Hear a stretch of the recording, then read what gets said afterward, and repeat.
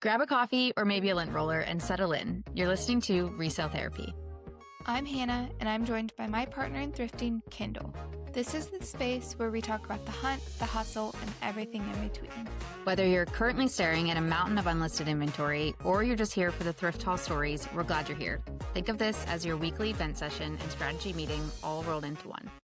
Welcome back to another episode of Resale Therapy.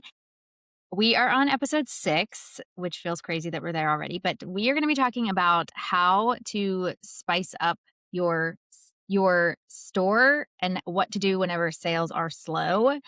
And we're also going to touch a little bit on stale inventory and things that you can do to kind of move through stale inventory. But to start, like always, we're going to do our highs and lows. I'm just going to do both of mine and then we'll pass it to Hannah.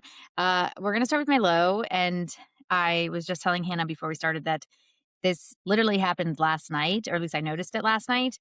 And I got a negative feedback. And honestly, the reason was so stupid. And like for the first time, I mean, I haven't gotten many. And honestly, getting a negative feedback kind of like feels like taking a pressure off. Cause like, and that sounds silly. Like I was at 100%, but like, it's kind of like I hold my breath because I'm like, when is it going to come and how bad is it going to be? Because you know, it's going to happen. Yeah. So it was like some shirt that they said had I'm trying to think of like the way that it was like something bacon neckline or something. Like it was like bacon. I was like, I've never even heard that before in my life. But Does that mean also, like stretched out? yeah, I guess. But it was like not anything that directly like was me, like I did something. So I kind of was like, didn't really care that much. And then I thought about like, should I reach out to them? Should I respond to them? I haven't done anything yet because again, I found out last night, but like their order just got delivered like the end of February. So I'm kind of like, should I tell them I offer returns and be like, hey, you can return it? I mean, it was like a $10 shirt also. So I'm like, I paid $1 for it. So like if you did return it, I'll just probably, donate it. But so I don't know yet what I'm going to do. Yeah. But again, it's like I'm still at a 99.9. So I'm not like, but it just sucks because it takes a year for that to fall off. And it's like, if anyone just looks at the number and they don't see 100%, I mean, I'm sure people are going to still shop with me, um, but yeah, I was like, oh my God, I didn't even notice it. So that is my low. And my high, I have two that immediately come to my mind. I sold a Suit Supply blazer the day that I listed it, like within a few hours for $179. It's actually my husband's purchase. It's a JV scoop in our house because those are his initials, and that is his find. So he That's gets the credit. hilarious. But it was a $5.99 blazer that he got at the Goodwill boutique, and it was a Suit Supply linen. I got an offer immediately, and then it sold immediately for $179. So I was very excited about that. Wow. And then my other is not reselling related, but I have for the last 3 months been doing a like fitness program. It's like from somebody that I found on TikTok that like has a guide, whatever. And I have been doing it every single day. It was like 6 weeks, Monday through Friday, and then another 6 weeks of like the advanced, which was 2 times a week, but longer workouts. And I just finished that. And today I just started week 7, technically. So I bought the second part. So when I finish all this, I'll have done 6 months of workouts like consistently Monday through Friday. Not to toot my own horn, but I have abs that I can see without having worked out right away. So I am very proud of myself because I don't think I've ever stuck with like a workout that also I'm doing at home. Like Yeah. nobody's telling me to do anything. So I'm proud of myself. Like I get up at 5:30 every morning and work out and have a morning before I work. So yeah, I was very happy that I completed it. And then also now I'm excited to do the next set of workouts. So That's awesome. What do you yeah. think is different about this program compared to other things you've done in the past that has helped you stay consistent? So the workout, it's Shelby Sacco. If anyone has she has a large following on TikTok. her method is like strength training and Pilates Mm, are like that's the workouts I was already doing because I have a Lululemon studio. It's or Mirror, whatever. mhm, It's like Lululemon's branded thing, and that's typically how I work out because I work out from home. And whenever like I like her, and that was part of buying it too. Like I just like who she is, and I like strength training and I like Pilates. So I was like, okay, like these are things that I do already and I could see myself continuing to do, but like now I have more of a guided like class or guided exercises to do. So and it's like for life. I have this guide forever so I can, mm, you know, mhm. do it whenever I'm wanting to like work out like that again if I fall off or whatever. Yeah, I don't know. It was difficult in the beginning, and there's definitely mornings when I'm like, I do not wanna get out of bed, and there are mornings when I work out and then get back in bed and go to and take a nap. Yeah, But I'm just like, I'm proud of myself for actually doing it every single day. Like, I did it on a vacation, and, like, that is not me at yep. all. Like, I don't work out on like, I like to think I would, but I don't, and I actually did it on a vacation once. Yeah. That's awesome. Now it's like I can't stop. Like, I feel like I've done it consistently for so long that it's like I'd let myself down. So, Yeah, I totally hear that. yeah. I also love your reframe about, getting a negative review because I think just knowing you in the short time that I've known you, that sounds like it has been a challenge to, like, accept that, you Mhm. know, negative review or I don't wanna say failure because it's not a failure, but, like, that might be, like, what you lean toward is like, "Oh, that's such a bummer," or whatever, but it sounds like you're, like, trying your best to accept it, which is really Yeah. awesome. Yeah. Yeah, actually, like, my stomach didn't drop when I saw it. I, like, read it, and I was like, "Okay." Like, the feedback that I've gotten before, because 'cause I've gotten negative ones before, and it's been because of the clothes, not because of me. So, like, yeah, that is still me because 'cause I'm picking the clothes, but, like, it's not because I dropped the ball in any way, so Yeah, don't take it too personally, and I was kinda like, "Whatever," yeah. Could be You're worse. Could applying be our way worse. method Yeah. from episode, I think, 4 or something like that. Um, okay. So I'll start with my low. I fell off on one of my bingo card thingy-majigs. I was committed to making sourdough once a month. February is a shorter month, so that's just what I keep telling myself. Um, no, but honestly, I think that's just like a picture of my life right now is like it's just so hard to keep up with things in the midst of moving and raising a toddler and running the business. It's just yeah. We just ordered like one of those skylight calendars or whatever they're called. Oh. I was like, I need something because I just feel so discombobulated. Like I feel like there's all of these important dates coming up and I just cannot process or hold all of that. That was my low and like on or part of my low too was like I got an offer for something that I've been wanting to move for a long time. It was a bad purchase. It was $2. It was like a Rebecca Minkoff, one of those like classic Rebecca Minkoff crossbody purses. And I got an offer for $9. I'm like, yay, I can move it. I could not find it anywhere.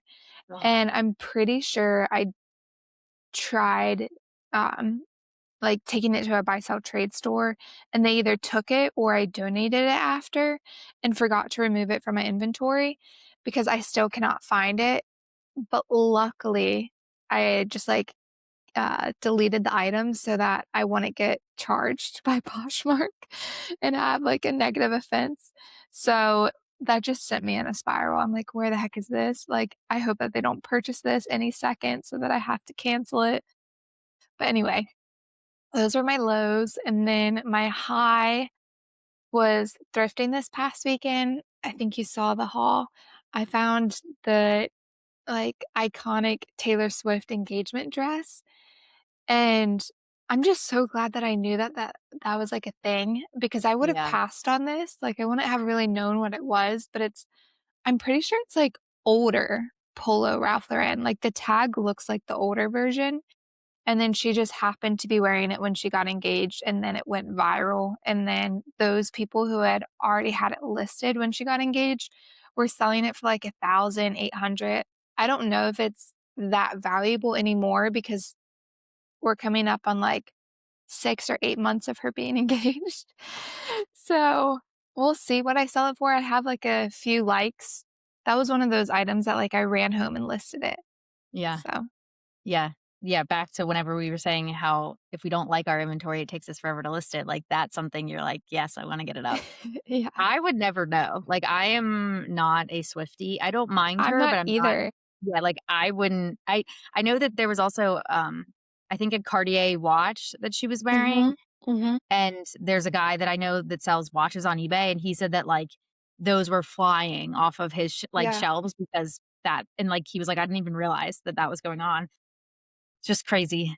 Taylor Swift Swifties are crazy, but also, like, just pop culture, like, if you know, those sales can be so lucrative, but it's like, I feel like I'm not in touch with yeah. that as well as I I should be.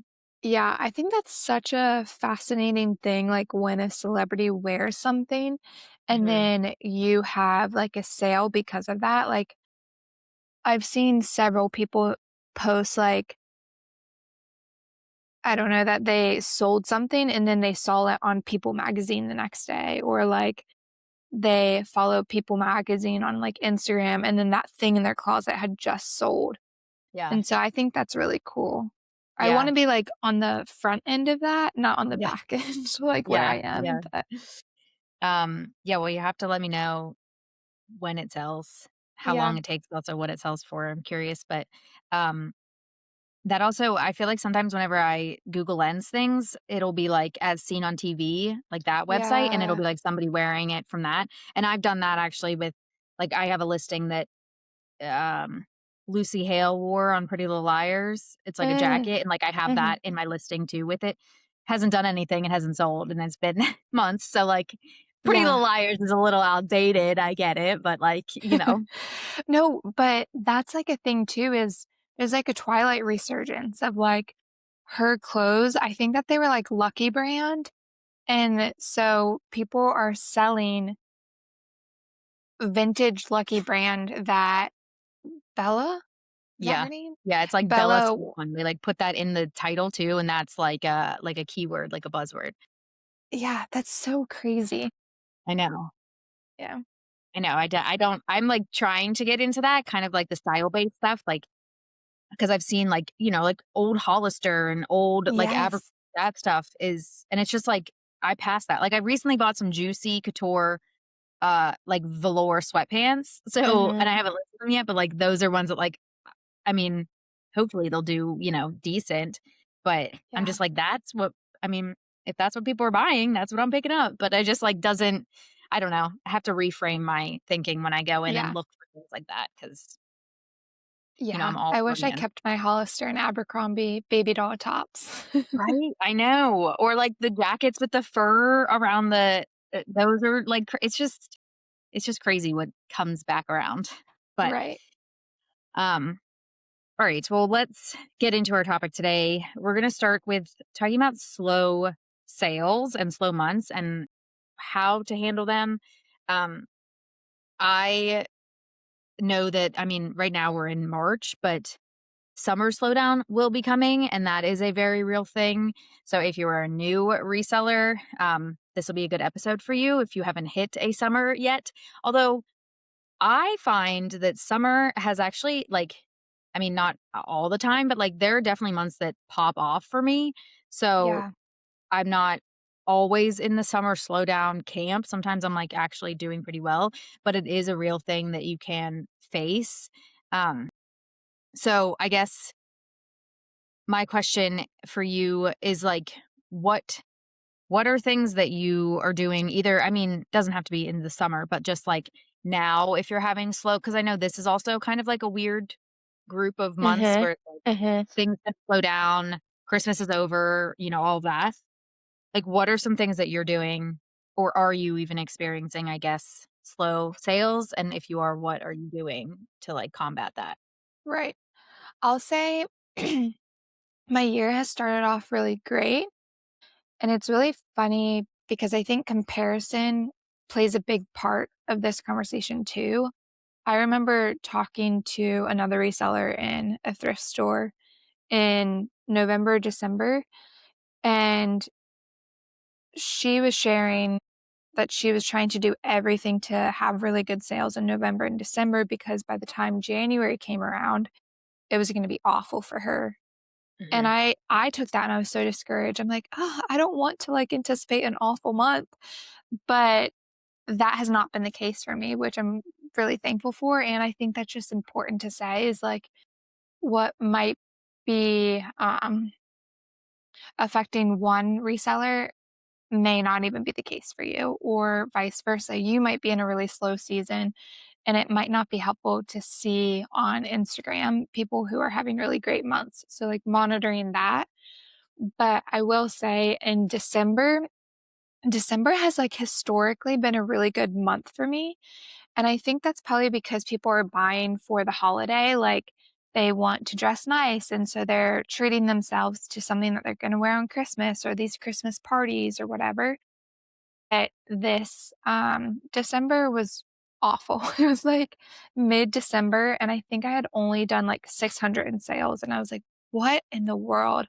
I'm a part of this, like, newsletter group, and I, like, messaged them. I was like at the time, I was not on social media, but I'm like, "Is there, like, a conversation going around right now about sales being terrible on Poshmark because, like, things are changing so much? Because I cannot understand why my sales are this bad."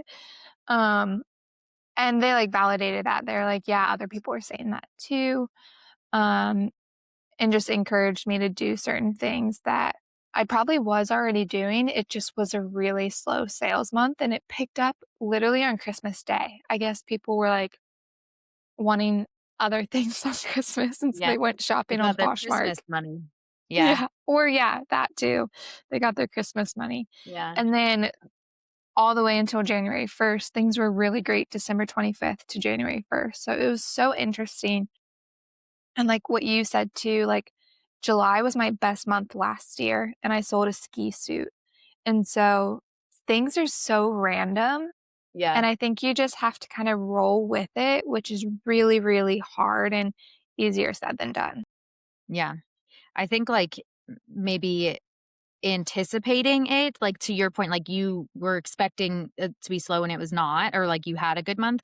So I think, like, not maybe just, like, doing a little bit more to anticipate that, but if it doesn't happen for you, great, it's, like, not gonna always hit everybody the same, but Yeah. having, either depending on how you are financially, like, having money on reserve or something like that so that you aren't feeling stressed by that if, like, you are taking care of yourself or whatever it is. Um, just, like, keeping that in mind, like, kind of having, like, a little, money set aside or something like that, um, Yeah. be beneficial, and then again, if it doesn't hit you, then great. Um, I feel like, noticed when Poshmark has changed things, which, how many times have they done it? Or, like, things have shifted with eBay or they've rolled something out, I feel like I do notice my sales stall, and I don't know if Mhm. that's, I just am making that up and it's in my head, I don't know, but it's like sometimes it just feels like things get shut off, and then all of a sudden, I'll get a bunch of sales in a day, or, like, I'll start to get offers. I do notice that too, is that when I get an offer and I accept an offer, Yep. they just start flowing in. Yes. And it's sometimes, like, I have to take maybe not the best offer if, like, I'm slow that Right. day. Like, my husband will be, again, the person that I go to and ask, and it's like, "Yeah, just take it," and then I swear, eBay's like, "Okay, you're active, you wanna make money, like, here's people." Yep. Yeah. Sometimes it is like, you know, sometimes you have to take offers that maybe you wouldn't normally, or, like, you're not like, you can afford to do it, and it might hurt a little bit, like, you don't necessarily want Mhm. to, because I feel like Mhm. for me, it's like I can get more, like, back to that conversation, but Right. taking it and then I feel like it's just things start flowing in, which Yeah. When I'm I in don't a know what season to do. like that, I will break even on items if I'm Mhm. getting offers or even take a loss on something that was stale so that, like you said, the algorithm sees, like, I'm ready to make money. Yeah. Oh my gosh. Yeah, if I have a stale item and I get an offer on it, like, 9 times out of 10, I don't care. Like, before I even look at the offer, I'm like, as long as this is, like, $5 or more because I'm like, I need to just Mhm. like break even. I'll take it because I'm like, I just want to move that. I mean, especially the stale inventory. I'm not always like that Yeah. with, newer pieces, but when I see that it's like this thing was listed 184 days ago, which is also my own fault that it is listed that long ago because I haven't like delisted it and relisted it and done all of that, which I'm working on. So Yeah. that's a goal this month. But Yeah. What about you? Do you feel like you historically have seen, um, a lower sales month or, like, when you're in it, what's going through your mind? I mean, I feel like I can't think off the top of my head, and I definitely have like, you know, numbers I could look at to see like what my slower months are. But for me, I've been fortunate enough to get coupons or like discounts, whatever, with eBay where like they do the advertising. So like, and I had like 3 or 4 of those happen over whatever what is that, Q4? That's like that's the busy section, right? Q4. I had like a few discounts happen around then, and like I was just super lucky that they kind of put that on for me, but I think if I didn't have that, then like that would be something that I would keep in mind is running some sort of sale, which I've done myself Mhm. too. I'm trying to move through shoes. I've ran like a 40% off on shoes. So, like, I'll occasionally do things like that, or like we're coming at the end of outerwear season and like I don't, there's, I maybe don't want to hold on to that because I know it's probably, although you sold a ski suit in the summer, but, most often you're probably not going to be moving through a lot of that stuff. So, like, keep like doing an outerwear sale and trying to move through things, Yeah. I think is where my brain goes is like, how can I get rid of this stuff before the season ends or like, you know, just so I can create more space for more inventory. Yeah. Yeah, But that's a good point, like, we're leaving winter months, and so I'm sending steep offers on jackets or mhm, any item that resembles winter. yeah.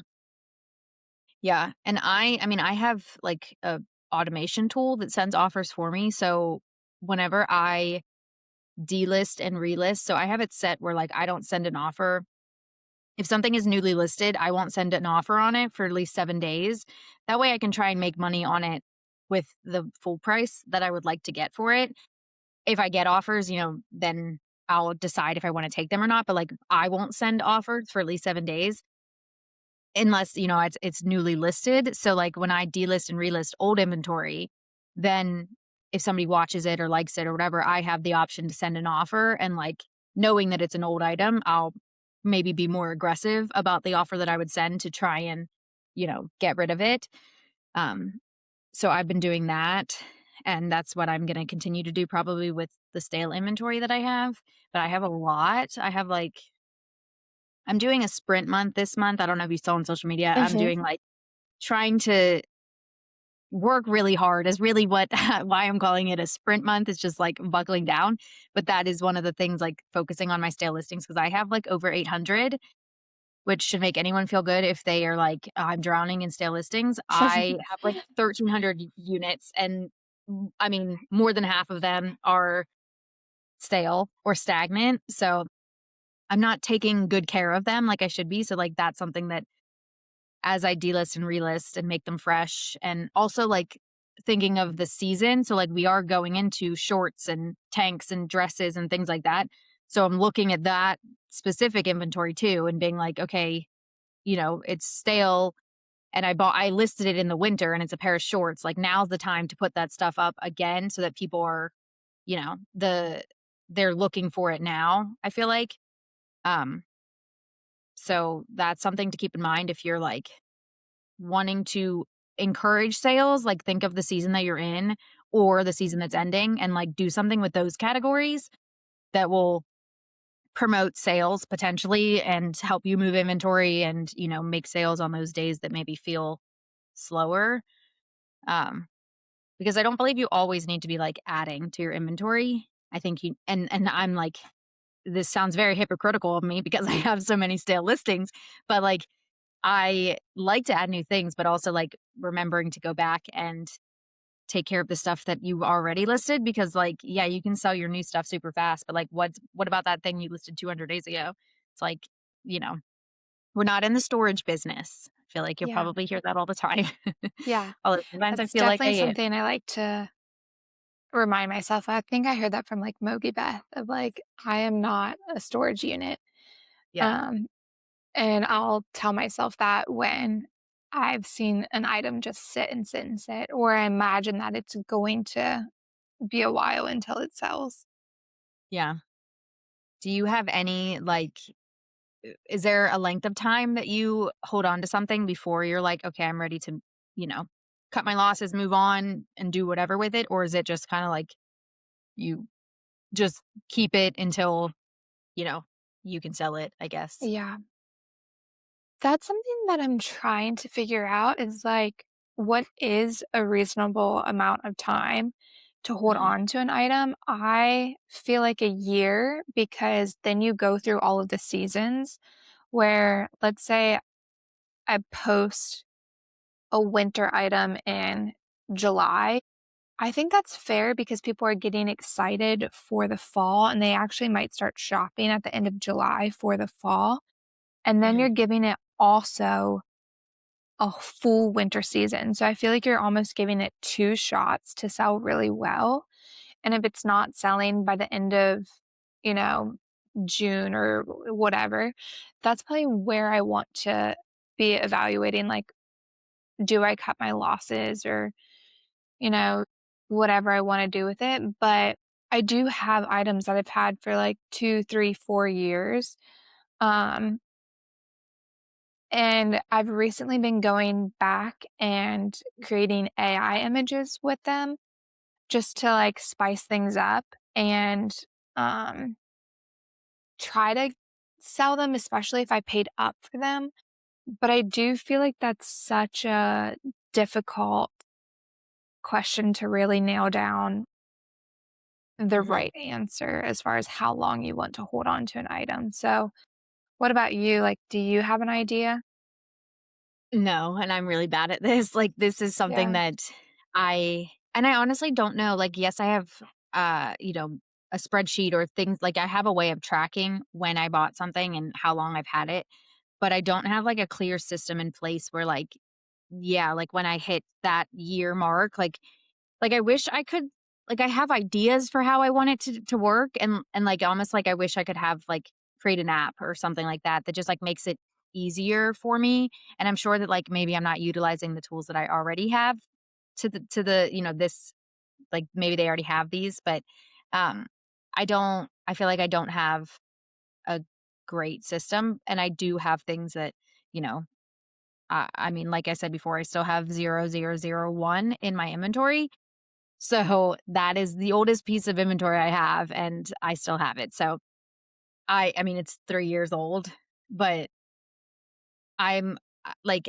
I delist things, I lower the price, I change the photos, I change the title, I add the keywords, all the things, and it's still not selling. And then it's just like, I just don't have a desirable piece. So, like, yeah, when do Yeah. I just move on from it? And honestly, like, that is kind of something I'm trying to work on along with like the sprint month that I'm doing because I really want to like slim down my inventory. I don't necessarily want to have this massive inventory and maybe one day, but I want it to be like inventory that's moving, you know, like my sell through is off the charts because things are just moving so fast. Whereas like now it's not the case because I have so much like dead inventory that's dragging me down. Where like Mhm, my new stuff mhm. moves pretty quickly because I know what I'm doing more than I did when I bought that Pokemon shirt 3 years ago, you know? Although I still don't understand the Pokemon shirt, like that should sell. Right. That's trending right now. But anyway, yeah, I need to be better about this.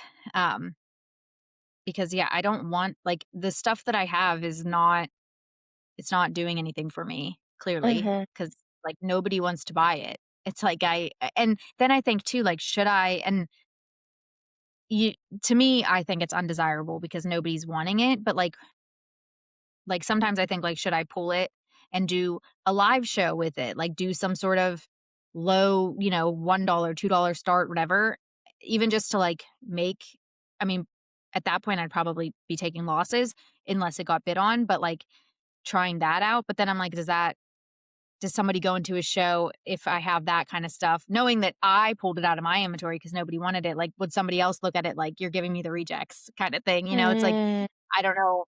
I mean, I guess nobody would know that unless, right, that's what I was gonna say. I I feel like said no it. one would know that. Yeah. Yeah. But I guess in And my head, since it isn't sold yet, it must not be something people want. So like, would it even sell in a live show? I don't know. yeah. I was gonna say things sell differently in different contexts. Like, I'm thinking too, like, I'm having a hard time, like, putting it into words, but I'm thinking, like, products we buy them in different ways all the time. Like, would I buy a book at an airport that's different than Barnes& and Noble, right? Like, I might not pick it up at Barnes& and Noble because I don't have a reason for it, but I'm gonna pick it up at an airport because I'm about to get on a flight for, XYZ. But, like, I think not letting that hold you back on selling it on Whatnot or eBay Live or whatever it might be, because it could just be a different context where no one has even looked that item up, but they're seeing it Hmm. in a live for the first time and it's appealing to them. Yeah. My question too is, what keeps you from gathering your items and um, taking them to a buy sell trade store to like be done with them? So back to my goals, like that, going to Right. a buy sell trade, and I've so far done it January and February. I've gone one time a month. February, it was all like Goodwill outlet things, just as like a challenge to see what I could make on it. But I do actually have in my office things that I pulled that I plan on taking to a buy sell trade. But then then I'm also kind of looking at it like, should I do a live show? Because that's also something I want to try and get back into. So I haven't decided yet, but that is definitely Mhm. something that I would do because I just try and make anything back on it, and then at that point, if they don't take things, then donate it, or then I'm like, or then do I do a live show? Like, is the buy sell trade my next choice, and then the live is the last stop, and if at that point it doesn't sell, because typically I think live selling, at least like what people go in and expect, is low starts, which is probably comparable to what a buy sell trade would pay for, per item, because it's not, you don't get that much. So Yeah. yeah, I do like taking stuff to buy sell trades. It's just also like nice to have cash on hand too. Like you know, um, but do you take stuff to buy sell trades? Like, do you do that, or do you send stuff to ThreadUp? Because I know that you Mm, do ThreadUp. mhm. That is also something that I kind of want to dabble with, but I need to figure out like the brands that actually would probably be worth sending. Yeah. But yeah, what do you do? Yeah, it's something I'm still trying to figure out, like, the formula to, but I do send things to ThreadUp because I like to receive ThreadUp credit to shop on there versus sometimes when I take things to the buy sell trade, it's always a gamble if I'm gonna find anything. I could take the cash, but it's like $1 less per item when you take the Mhm, cash or even like $1.50. So sometimes when you take the cash option, it really isn't that great. mhm, And so I'm trying to like shop while I take things to buy sell trade, but then if it's like higher end and I got it for really cheap, then that's when I like to send it to ThreadUp. Like, mhm. there's someone I follow and I'm trying to think, I can't think of her username off the top of my head. Um, but she shares about the things that she sends to ThreadUp, and it's like really nice dresses and um mid-tier luxury items, and she does so well. I want to share it just so if anyone else wants to follow her so that they get inspo of what to send to ThreadUp. The Curated Collect. Have Okay. you heard of her? And maybe like I feel like I Yeah, it's see hard. curated in people's titles, so I don't know if it's like, but Yeah. But I have, like, a Fig or I don't know if that's how you say it, Figue. Have you heard of that IGU. brand? UE. No. Fig or Figu? I don't know. Um, Blouse that I found for $5 at Goodwill, and it retailed probably for, like, 2 to 300, and it has just sat and sat and sat on Poshmark, so I think I'm gonna send that to ThredUp. Whereas, like, Uptown Cheapskate probably wouldn't even know that brand and would give me $5 back. Yeah. So that's kind of how I make the distinction, but I also have such a lower number than you as far as, like, what is in my inventory that I don't go as often to the buy sell trade to, like, purge the items. I'm trying right now to just make my money back myself, if that means, like, a $10 sale or $8 sale or whatever, and I've been doing clean out closet clear out on Fridays and Sundays on Poshmark. Are you familiar with that? No, what is that? Because I feel like I saw somebody post about it and that they were seeing success with it. Like, what is that? Yeah, I'm glad that, we're, like, sharing that or discussing that, but when you drop the price by 10% on your Poshmark closet or, sorry, on an item in your closet, it sends that offer or, like, a notification to anyone who has liked the item. It's like, "Hey, the item that you've liked has dropped by 10%. We're going to offer you discounted shipping on this item." And it's only on Fridays and Sundays. Probably need to fact check that. But, I just go into my closet and you can go singularly, like, on each item, or you can, like, go into your closet, go on the right-hand side, and then I think it says, like, discount, and you Hmm. can bulk discount items by 10%. And so I've been trying to do that on Fridays and Saturday or Sundays. And then I'll, like, probably raise the price back up on an item, that I don't necessarily want to sell at that price if I can get a better offer throughout the week. That so the main thing, because like if I discount my price on Poshmark, does my likers get notified? Like if without Only if doing it it's by on Friday? 10%. So So let's say the it's things on 5%, they don't get notified.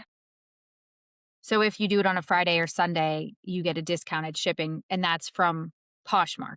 Like Yep. you're not paying for. Yep, the buyer is not Okay. paying for it. So that's the appeal then is the discounted shipping, right? Because like if I discount, my own thing, people get notified, but they don't get that discounted shipping.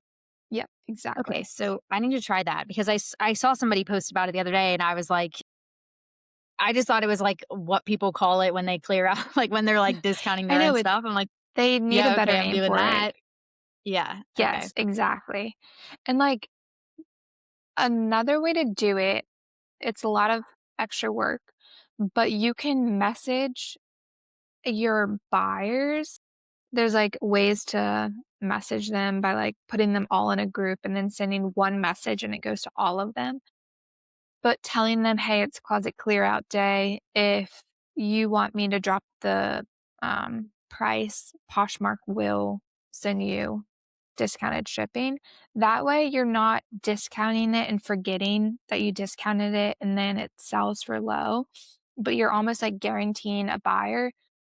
I've done this in the past, and I think people don't really like to communicate in that way, or they don't respond. I've only made one sale that way, and it was a good sale, but I've seen other people have success with that, and I think that they just appreciate being able to communicate with the buyers versus going in and discounting and then forgetting that they discounted it. Let's try that because I love selling things on Poshmark. Actually, my Poshmark has been almost surpassing my eBay, and I'm like well on my way because for one of my goals, it was 20,000 on Mhm. Poshmark, and I'm like exceeding it each month, like what I need to Wow. hit. And but I've like been putting more time and effort into Poshmark and like listing things more there. So I just love the no returns. I mean, I know there's that new thing that they added, whatever, but Yeah. um, yeah, I need to try that. I also really want to try sending things to ThredUp, but Mhm. and like same with live shows, I struggle with like sending in something good that I know I could like, I guess it's more the things that you don't think will sell or won't sell quickly or something because, like, I struggle with sending things that I think I can get, good money on eBay, but Mhm. then running into the issue where it actually doesn't sell right away. Like I think it will or whatever, and then I sit on it and then I kind of forget about it. But I think that too with like live shows is like, people are going to shop with you if you put good stuff in your live shows. But to me, I'm like, I don't want to put good stuff because I want to make more money on it. I don't want to Yep. sacrifice, but it's like building a community and all of that. But like that's the same with ThreadUp for me. I'm like, I don't know what Mm. like I think maybe I just think too like I think things will sell faster or better on eBay than they might, and then I just don't ever send it or don't ever remember because Yeah. I would like to do that. Like I want to maybe I'll make a little challenge for myself. I just really You should I try it. I work well with challenges and like testing Yeah. myself. Maybe I can do that, but like I can are there send you certain brands? screenshots of what I have sold with them and how much it sold Yeah. for. Um, I think it's worth it because you also get to adjust the prices. So Okay. as soon as you send it in, they automate what they want to sell it for, and then you get to go in and change it. So I've changed it Oh. higher, I've changed it lower. Um, and then sometimes they have sold things immediately. Like they list it and they did it way less than it should have sold for. And then you can email them once the sale is complete and it's past the 2-week return window. You can email them and say, like, you sold this dress for X, it retailed for X. Can you please adjust the price? And they will then send you store credit that No. you can cash out. But they sold a dress, I think I made $2 on it, and it was a $400 dress. And then they adjusted the price. They're like, on average, this dress sells for $70 on ThreadUp. We're now going to put $70 in your account. And I was happy with that because I got the dress for 20. Um, so I definitely think it's worth it if you're sending them good stuff. And then I will sometimes, like when I'm at the bins, I just know something's going to sell on ThreadUp and I'm only getting it for $1. And I'd much rather have like that $5 on store credit on ThreadUp that I can then spend on an item that I can flip for higher. Yeah. Um, okay, I have 2 questions.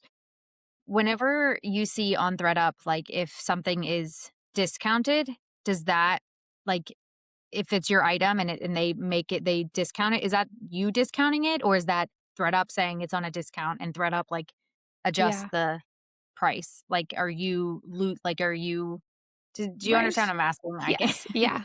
Okay. There have been times that I have discounted things throughout the month. And so I would imagine that look, I don't know if it then is black and it just changes the price, or if it then turns red and says it's been discounted to like 30% off. And then I know that they do their own promoting.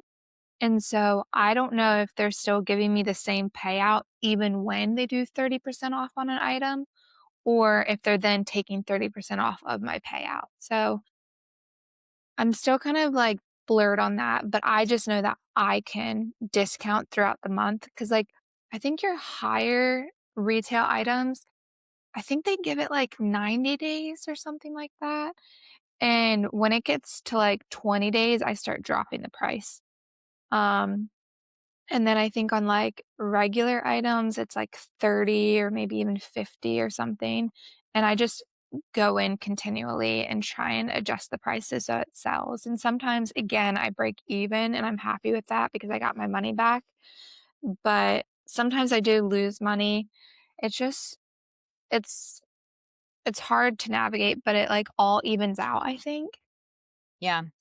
Um, is there certain brands that like, right off like, is like, I feel like I saw something maybe they sent an email of, like, brands that sold the best or sold the most Mm. on and it was, like, J. Crew and, like, Madewell or, are there certain brands that like, for example, you're going to the bins and you see this brand, like, what is it that you're picking up to take to ThreadUp or, like, send to ThreadUp? Oh, man. Yeah. That's the thing is they have so many brands, but I know my fastest selling item in the past was a Cezanne jacket that I was trying to break even on. I lost money on. Mm, I sold like a Longchamp purse of my own that sold really fast. But I know that, like, I think it's the North Coast Style on Instagram. She does a lot of, like, Kate Spade, and she says that sells super well, and she gets paid really good, like 80, 90, 100. So I would say send Kate Spade. I think dresses do really well. Like, I've sold a lot of Tuckernuck that has just sat in my closet, and I got paid well for those. But I send such a variety. It's not like I'm always sending in the same things. So I might not be the best person to ask for that. Yeah, I guess I have to maybe before I attempt this challenge, do a little research, see like what they they are interested in or like what they take.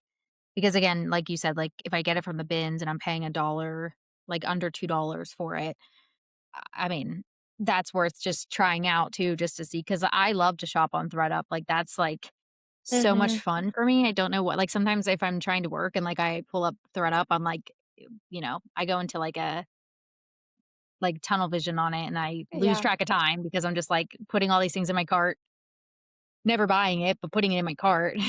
But um okay, Mhm. do you do pivoting, do you for slow sales or I guess any of your listings, do you do any type of promotion on any of your platforms? Is there any like do you do offsite, I guess on eBay, like anything like that? Yeah. How do you feel about promotions or promoting? Yeah, I always promote on eBay at 2%, but recently I've just been, playing with it and bumping it to, like, 4, 5, 7. I haven't really noticed much of a difference, to be honest. Um, and then when I'm experiencing a slow sales month or I'm anticipating summer slowdown, I do use Poshmark's, promoted option or promotion option. And I honestly do think it works, but I think you have to have it for weeks. Like, I know a lot of people have done the beta testing and they feel like they don't see much change, but they've only done it for 1 or 2 weeks. I think you have to have it running for a while. And I've always made good money off of it because they show you what you've paid versus what you've made, and it's always way higher. So I think it's definitely worth using if you're anticipating a slower sales month or if you're in the middle of it. Like this past December, I started using Promoted Closet and then I ended it in January because I felt like I was like on a good roll. Mhm. I did the free, like, week of Poshmark. I got, like, I did it once, and then I got a second one to do it again, so I did it again, like, last week, and I think I made 2 sales from it, but I was just like, I knew I wasn't gonna continue doing it. I was just like, "Oh, it's free, sure, I'll do it." Um, Right.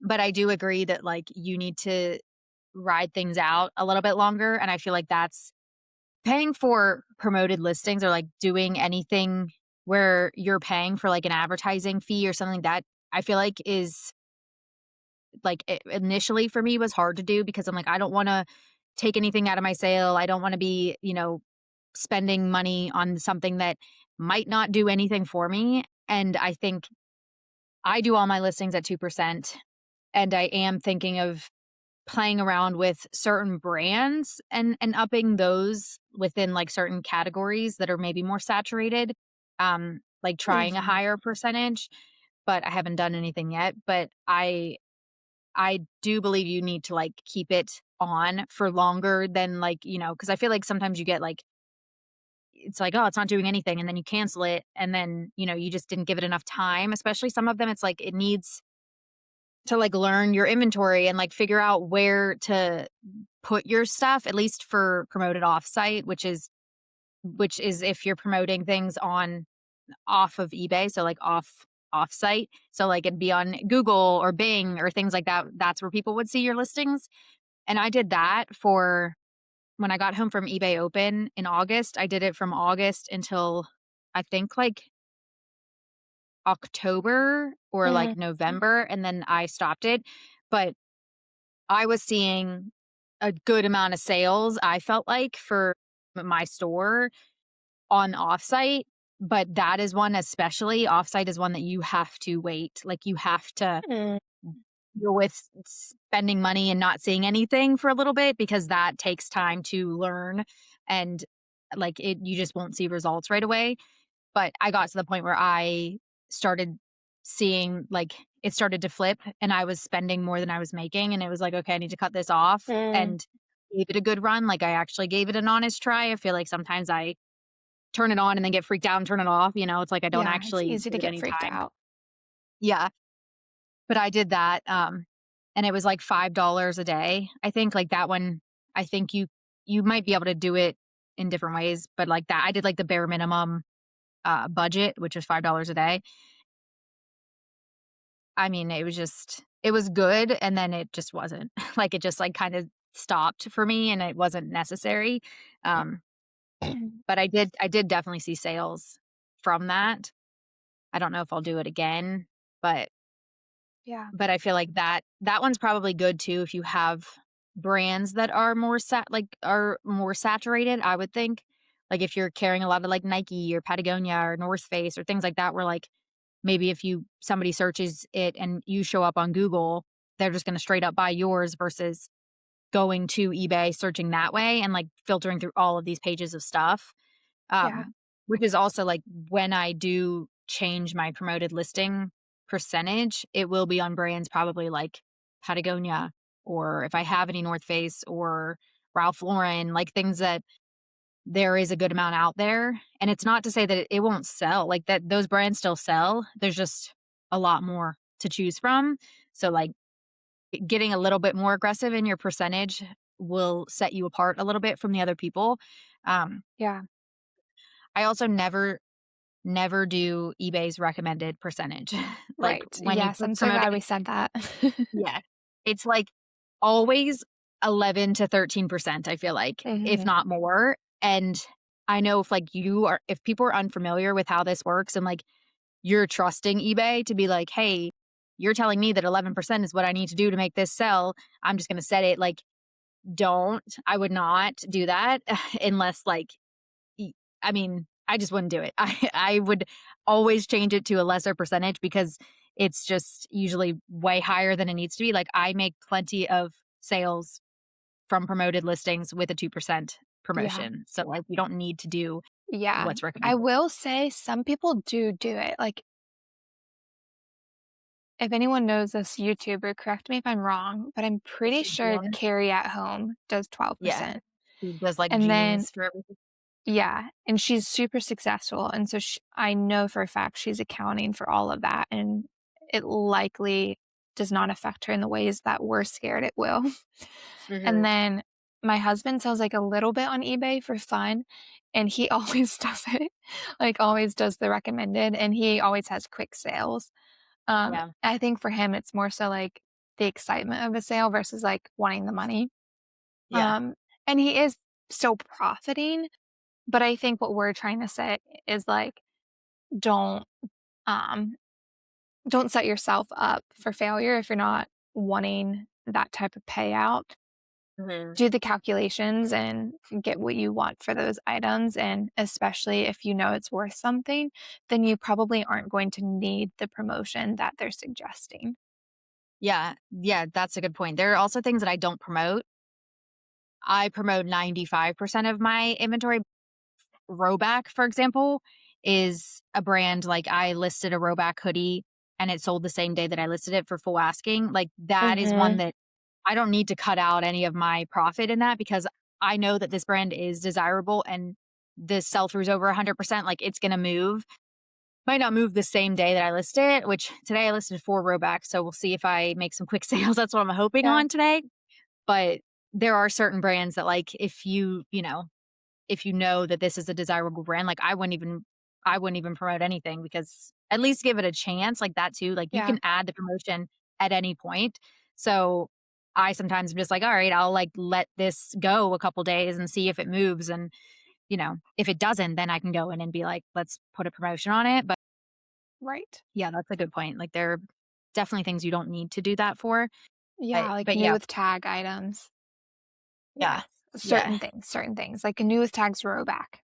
Don't yeah, you don't need No, it. that's gone in 15 minutes. Yeah, or like the brand Poncho, if you're familiar with Poncho, like, that's a really fast-selling brand. Like, you just have to, you know, do a little bit of research. Obviously, you'd probably know when you picked it up going into it that, like, this is a hot brand, so I wouldn't even waste my time with Yeah, promotions because you'll just give a little bit more to eBay versus yeah, keeping it for yourself.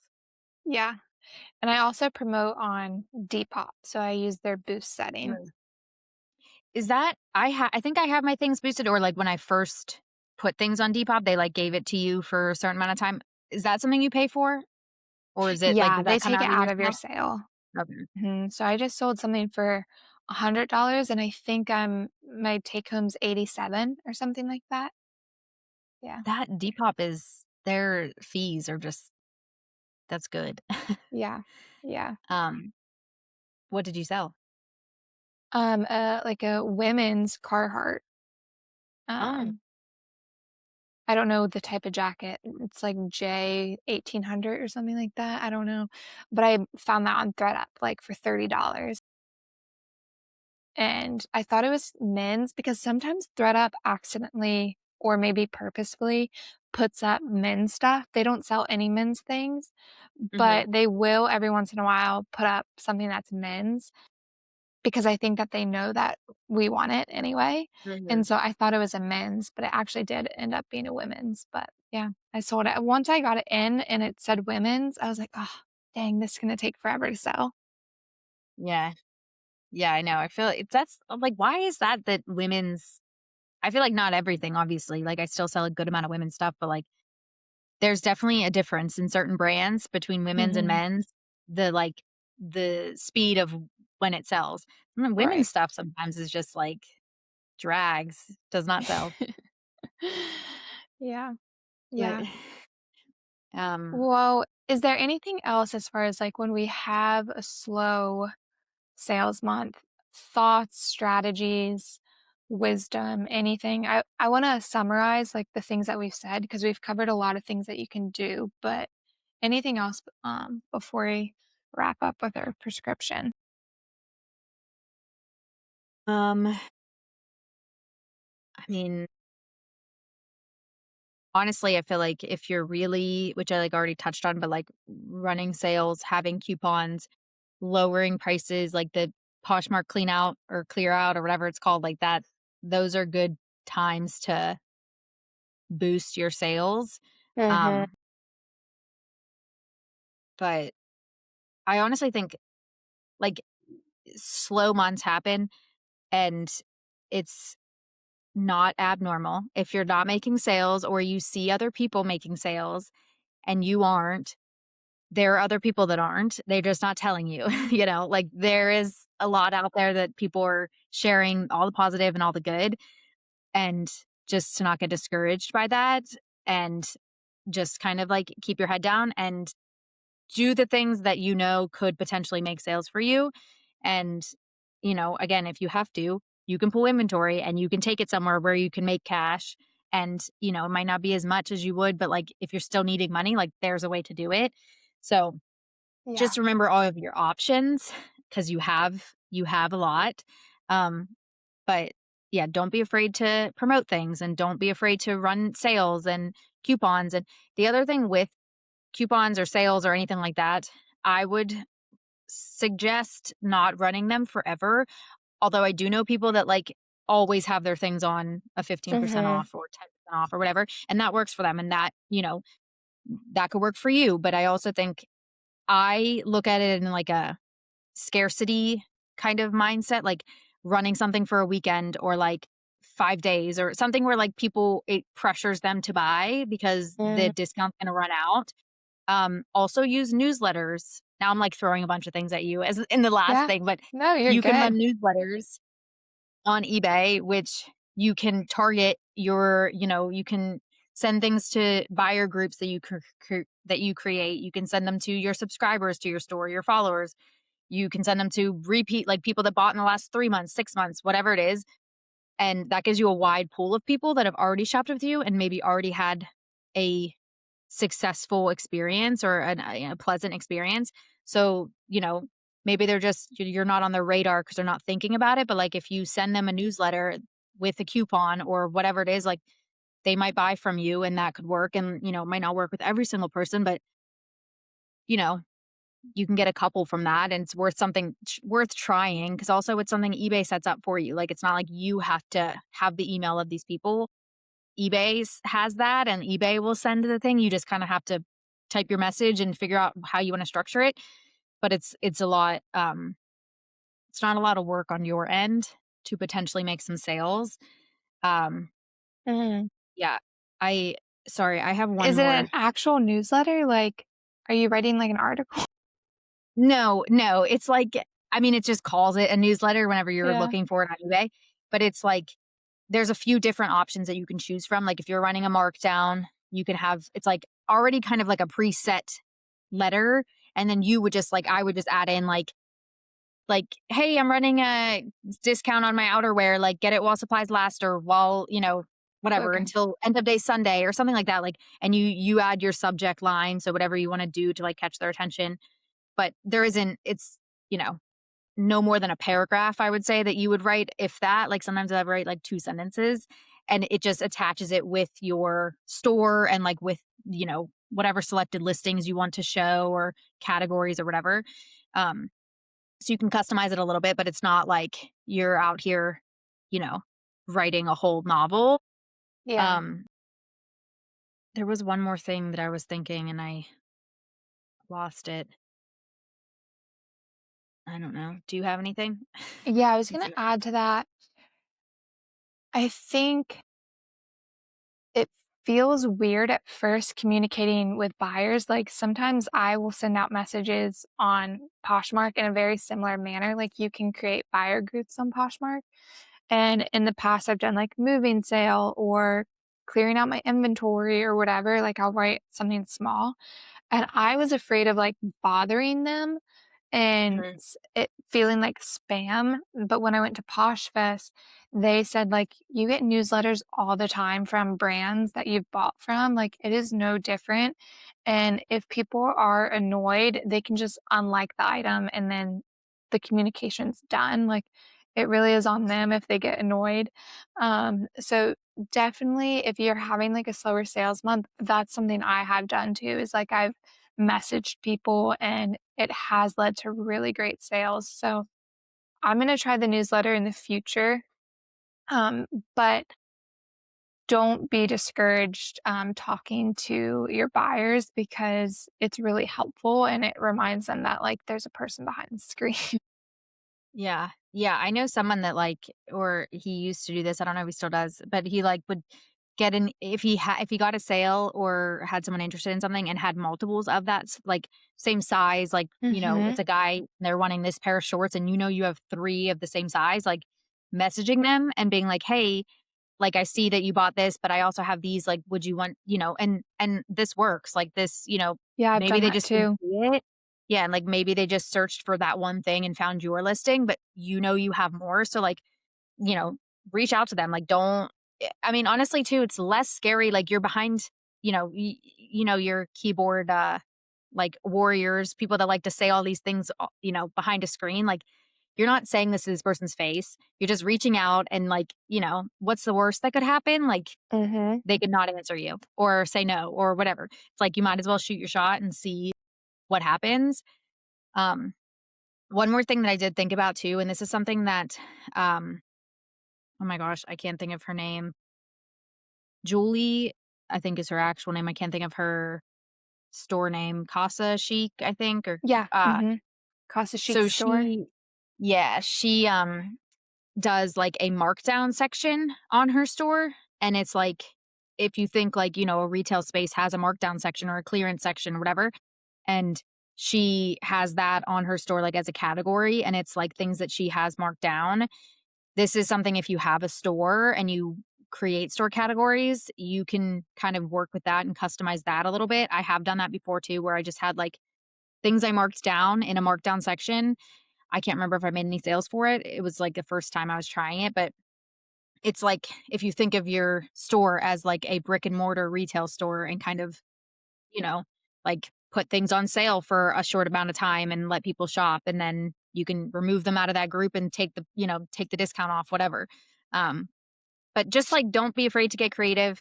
Use the tools that eBay and Poshmark have, and Depop. I'm sure they all have them, use them and like test things out, and don't be afraid to try things for maybe longer than you're comfortable, because I think that's where, you grow in the discomfort. So you'll probably make sales if you wait a little bit longer than you're comfortable, because it needs to take some time. Yep. Yeah. Yeah. Okay, I'm gonna throw one more thing and then we really gotta wrap this up. I post a lot of things to Facebook Marketplace, especially desirable things that you're shocked hasn't sold. Post it to Facebook Marketplace. And I was a part of a group this past year that was super successful for me. And it was like a mom's resale group, but for my area. And they were wanting all of the things that I sold on my Poshmark. And so if I did have a slow sales month, I would literally just screenshot one picture of the item and then post it to the group. That's the nice thing about Facebook is like you don't need a ton of pictures and all of the things that we've curated on our apps. Facebook doesn't need it. So it's a really easy way to move your items with less effort. Yeah, that is definitely the underrated. Facebook is underrated, I feel like, for, I mean, I see stuff on there all the time. Yeah. Never bought, but like it is just an easy way to get more eyes. There's people that, look on Facebook that don't go on Poshmark and they want your Yeah. thing on there, so just like diversify, put your things Yes. everywhere. Yeah. They're Um, not paying shipping. They're just driving, like, not far. yeah. Like, I buy clothes off Facebook all the time. So, cool. Okay. I feel like we just threw so much there at the end. So definitely take some time to digest this episode. I feel like it was a lot. Yeah. Um, but our weekly prescription that we're going to leave you with is pretty much, I mean, really just like encompasses everything that we talked about. Just look at your stale listings when you're having that slow month. Think about what you can do, use the tools that you have, and they're there for you to use. So get creative. And if there are things that you are done with that maybe give you the ick, then don't be afraid to pull those out of your inventory and move on from them. Don't feel like you have to hold on to something forever because you spent money on it. And I get that that's hard. And I feel like that comes with time. Like you're just kind of like, you want to get rid of it. But just like evaluate, just take a little audit of your inventory and, see what's working and what isn't working and adjust accordingly. Do you have anything to add? No, that's great. All right. All right. Well, we will leave you there and we will see you next week for episode 7. See you Bye. then. Bye. We hope you're feeling inspired and ready to tackle your next sourcing trip. Thanks for making resale therapy part of your weekly routine. We'll be here every Thursday to dive back into the world of reselling. If you enjoyed today's episode, please leave us a review. We will include any helpful resources, our socials, and selling platforms in our show notes. See you soon.